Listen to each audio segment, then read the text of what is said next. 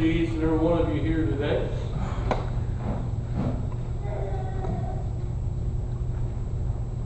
I invite you to come back tonight for our singing. I don't know if you don't like singing, there's something wrong with you, because we're praising the Lord as we enjoy singing together as well. So come and be part of that. We'd love to see everybody come back. This morning I'll talk for just a few moments about how important it is for us to not worry a whole lot about this life that we live. If you, one thing Dennis asked that everybody ought to know what the singing service was about today. And hopefully it was about Jesus. What he has done for us, what he continues to do for us. Boy, isn't it great that we have a Savior that loved us enough to die for us. And this world is not our home. We're just a passing through, and we need to be reminded of that. We strive to do his will. As you look at the scripture, the Bible records a whole lot of things about citizenship in heaven. And that while we're here on earth, we're just sojourners, pilgrims. That's who we are. You know, so many times in this life that we live, we're more worried about these things we have right here. But they're not going with us. Wherever we go, they're not going with us. I need to be reminded of how that needs to be my thought in the life that I live. I think so many times as we stop and think about our spiritual journey that we're on, I think sometimes it helps me to kind of look at the journey that I live here, the things that I do here, but it's certainly what I need to stop and think about the journey of going there. Journey begins with excitement. Do you remember how excited you were when you became a Christian? You remember that?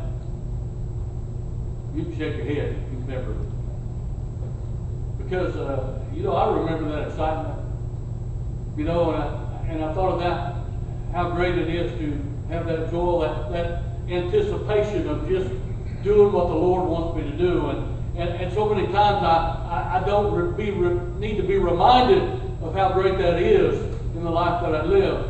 But I kind of look at the other side and think about, I remember when Patty and I had 3 daughters and we went on vacation, and I can remember that, the great anticipation. The girls thought, oh boy, it's going to be fun, it's going to be fun. Dad's going to take us over there, and we're going to do this, we're going to do that, and they were just so excited, and I wasn't excited as they were, but I was excited. You know, and they would say, well, Mom, what do we need to take with us? And she'd tell them what we needed to take. You know, and Patty said, well, you know what you need to take. You just go ahead and take what you want. But I look at that and realize the anticipation of going. And I couldn't help but think about the anticipation when you become a Christian of going to heaven. You remember that feeling that you had? Because I want to tell you something, brother, and you better still have it. And so many times we don't think about the importance of this anticipation, this start of my vacation that I'm going to be going on. And I get so excited about it. Turn over to Revelation chapter 2. In verse 5 he says, remember, therefore, from where you have fallen, repent and do the works. The first words for us, I will come to you shortly, to move your lampstands in this place, unless you repent. Remember. Remember when you started the walk with the Lord. So many times we have so many things going on in our lives and we forget. This anticipation that we once had is no longer there. And we need to be reminded of how great it was. Turn over to Acts.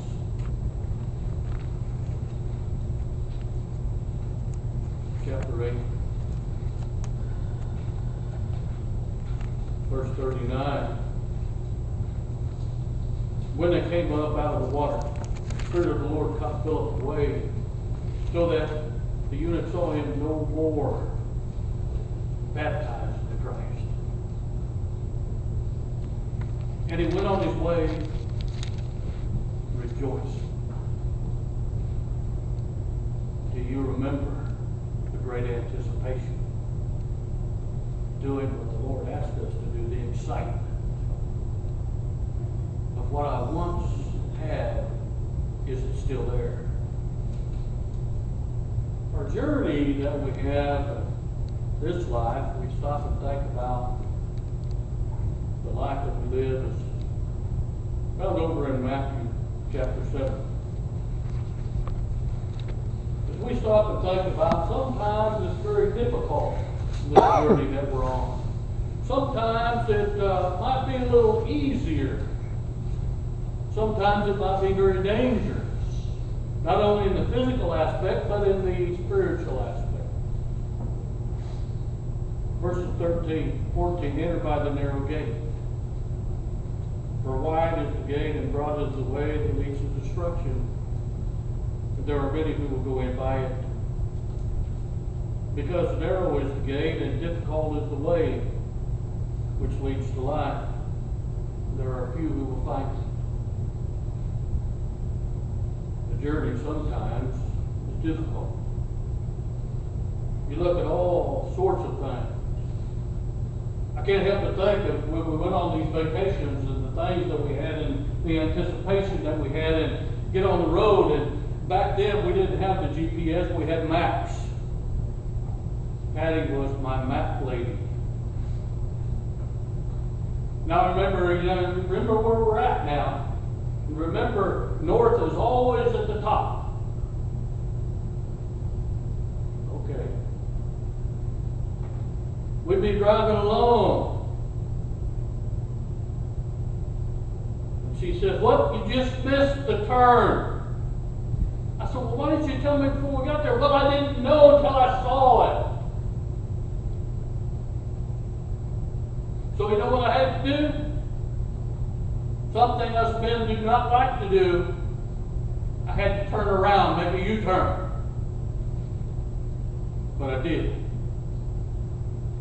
And sometimes in this life that we live, we get so tired. Oh man, I was there. I worked in the yard all day yesterday. I did. I was tired.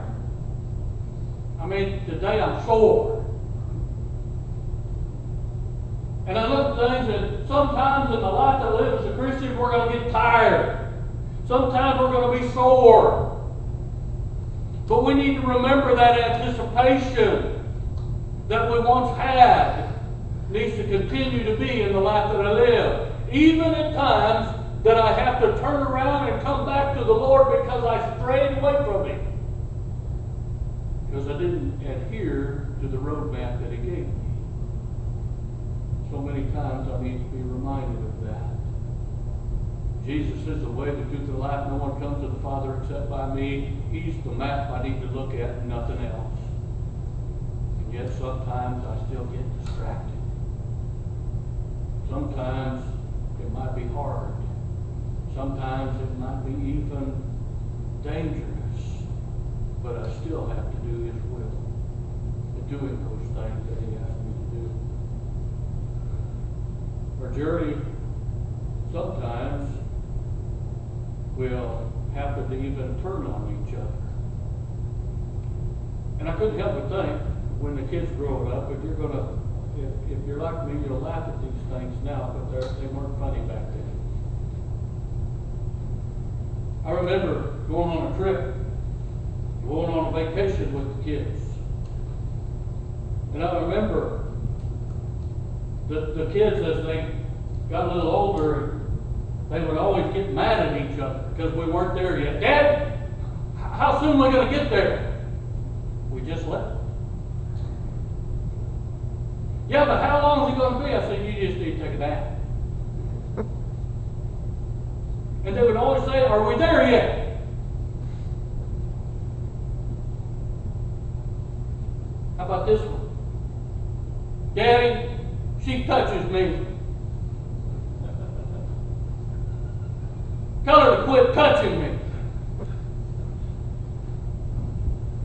Dad, she's looking right at me.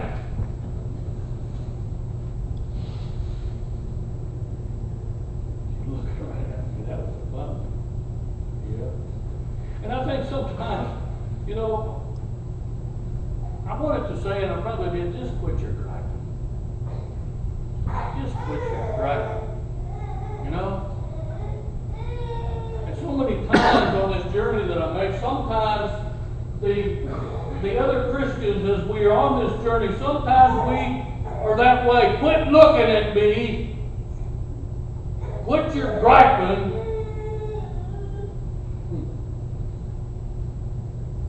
Sometimes we need to be reminded of that, and don't say it doesn't happen, because it does, doesn't it? Yeah, it does. Even in the Lord's church, we have that tendency to become little kids again. Oh, she's touching me, and I don't want her touching me. We need to be reminded. Turn over to Ephesians.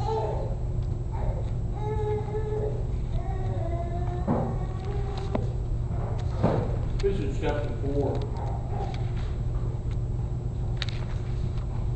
Verse 31. Let all bitterness, wrath, anger, clamor, and evil speaking be put away from you with all malice. Sometimes we have to let some things go. Sometimes we need to smile at people instead of frown at people. Sometimes we need to be happy to hear, not, well, what they're doing here. Let's be excited to hear. You know, don't just look at them and say, wow, quit your griping. You know, he touched me, he did something. Let's just be excited they're here, striving to do again what the Lord wants them to do. Isn't that right? Hello? Sure it's right. We need to be reminded of that. Turn over to Philippians chapter 2, verse 14. I guess this one probably for all of us. Do all things without complaining and disputing. I don't know why we're doing it that way. Who told them to do that? We can sit and laugh, but it's true, isn't it? Does that sound a little bit like us sometimes? Now be honest with yourself. If you can say, no, Gary, it's you, that's fine. You go ahead and say that. But sometimes we need to be reminded of who we are and what he wants us to do. Turn over to Galatians chapter 5, verse 15. But if you devour one another, beware lest you be consumed by one another.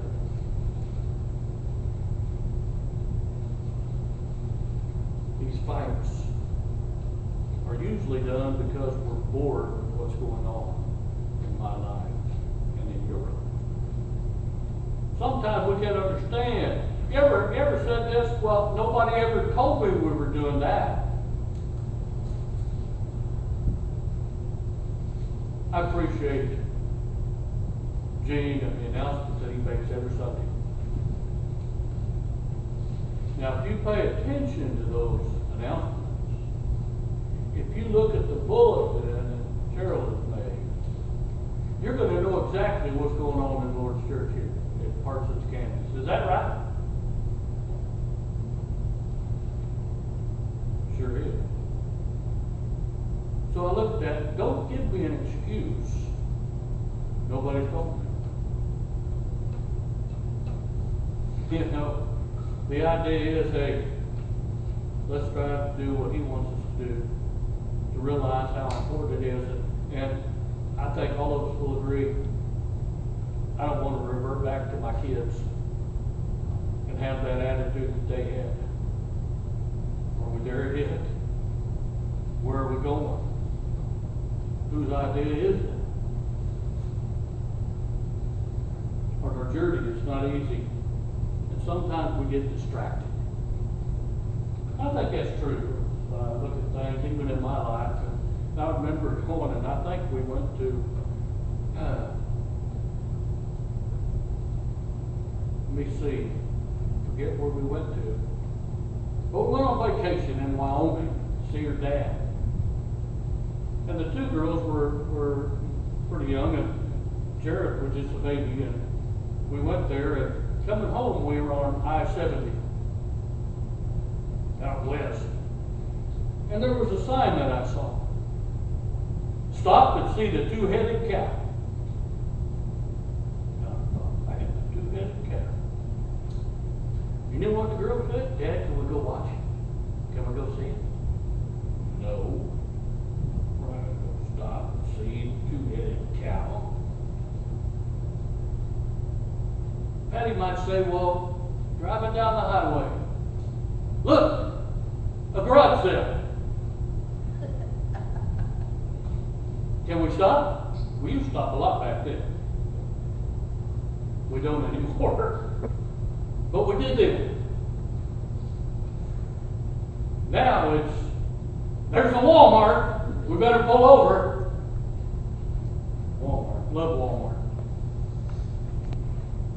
Most of the time, the bigger Walmart's always open. You can always go to Walmart. We look at things and realize I need to be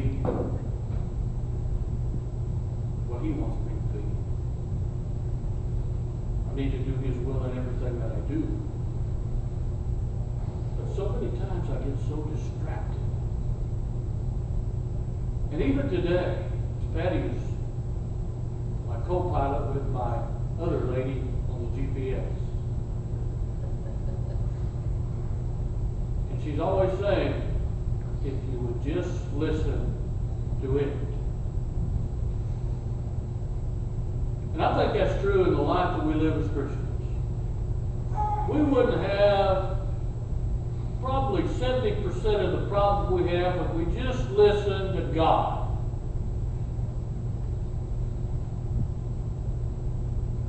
So many times we forget. Turn back over to Matthew chapter 13.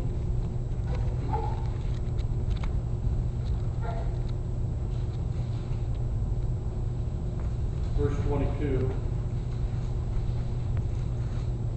Now he who received the seed among the thorns is he who hears the word, and the cares of the world and the deceitfulness of riches choke the word, and we become unfruitful. Sometimes we get distracted, don't we? I can't help but think about when I was 17 years old and I obeyed the gospel. The anticipation that I had. The excitement that I had. But you know what? It was so easy for me to go back and do what I did before. And even sometimes when we have that maturity in the life that we live as Christians, sometimes Satan can still make us go where we want to go instead of doing what the Lord said. I think that's true. Sometimes I need to be reminded of that. Sometimes it chokes us. The devil will choke us. Sometimes we let it happen. Matthew 16.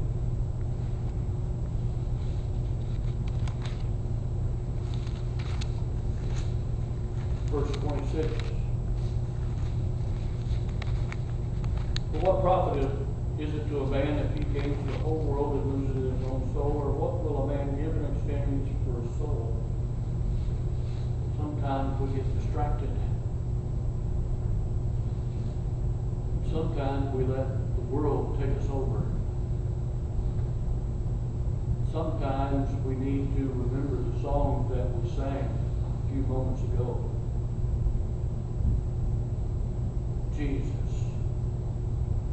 our Lord, our Savior, will help us through anything in this life that we have. Just because we're a Christian doesn't mean that we won't have things happen to us in this life that we live. But I do believe He will make the way of escape for each of us. Therefore, he who stands, take heed lest he fall. No temptations overtaking you, such as common to man, but God is faithful, who will not allow you to be tempted beyond what you are able to bear. He will always make a way of escape for us. And I'm thankful for that.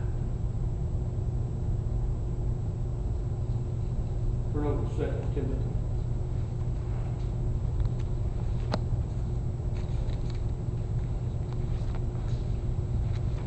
Chapter 4.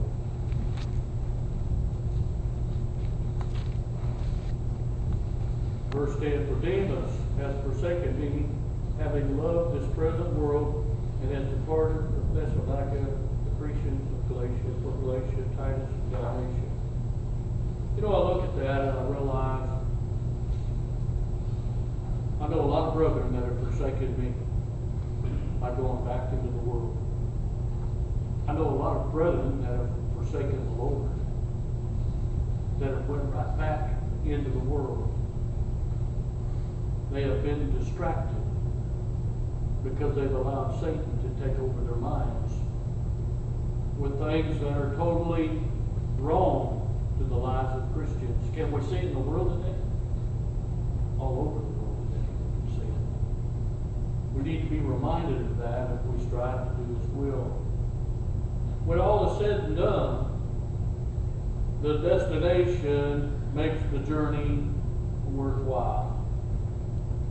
There's nothing better than having a carload of kids yelling and screaming for them to go to sleep, or we've made it home. Isn't that right? Do you remember those times? Do you remember those times where you just said, oh man, how many days are we going to be gone? Is it time for us to go home? You know, we always hurry to get to where we wanted to go. If you don't believe that, ask Patty, she'll tell you. But I really love to hurry to get home. I love that. I love going home. I think you need to be reminded, when it's all over, it will be worthwhile. A lot of times we think, well, you know, I just can't overcome it. We got to stay focused. Stay focused on things. And be reminded of that. I think so many times the Lord is telling me, Gary, just stay on the road I tell you to be on. And all those roads that say make a turn, don't take the turn. And if you do make that turn, just go ahead and flip a U and come back. So many times, that needs to be our way of thinking. Go over to Revelation again. Chapter 21, verse 4.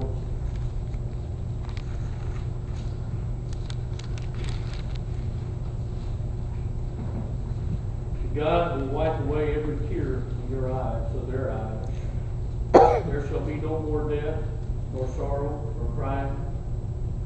There shall be no more pain, for the former things have passed away.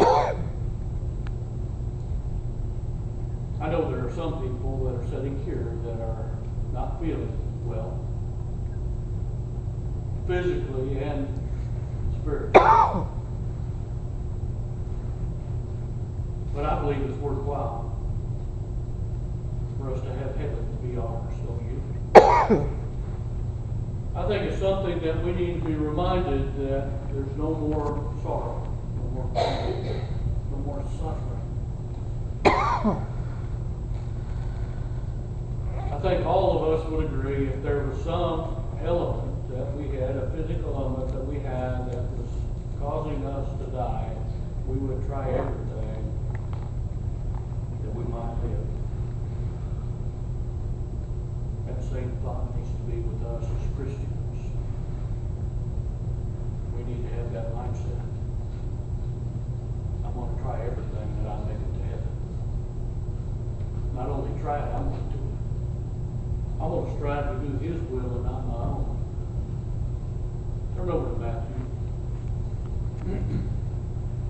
25. We all know about the parable of the talents. Verse 21. The Lord said to him, "Well done, good and faithful servant.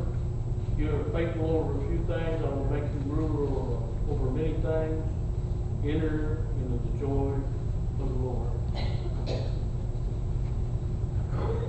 I hope that's your thought today. Whatever it takes, Lord, I want you to say that to me. Day of judgment, Lord, I want you to say that to me.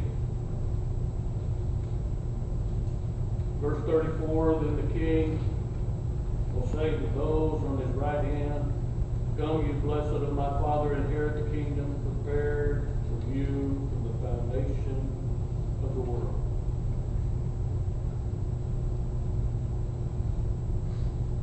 One thing I know for sure, God, Jesus, and all those with that are faithful before us, those that are in paradise, I want to go there. I want to be there. On the day of judgment, I want him to say, "Oh, Gary, good, faithful servant." Isn't that what you want to hear? Here's what I want to hear. And I want to tell you something, not only me, I want you to hear it as well. So I want you to stop and think about this journey. Oh, there's going to be times where we're just fed up. There's going to be times that we need to be reminded of how excited we were becoming a member of the body of Christ, and never ever lose that. There's going to be times that maybe even some of the brethren turn against us. There's going to be times where people might, say bad things about us. But never ever give up. I think so many times, years past, people have said it's much easier to just give up and to fight with people. You don't have to fight. Do the Lord's will and it'll work out. I believe that with all my heart. You're here this morning as I remember the body of Christ. Again, I think all of us that are here, whether you're a Christian or not, understand what your destiny is right now, if the Lord is to take you. But I want you to stop and think about something. Right now, you have an opportunity to change that if it's not heaven. By being baptized in Christ, repenting of your sins, confessing Lord Jesus Christ. And then for us who are Christians, are there things in our life that we need to just turn away from? That we talked about earlier. Is there any way in the world the Lord can help you with the life that you're living today, that you could leave here knowing that heaven is yours? That is where I'm going to be for eternity. Pray you'd come together and stand and sing.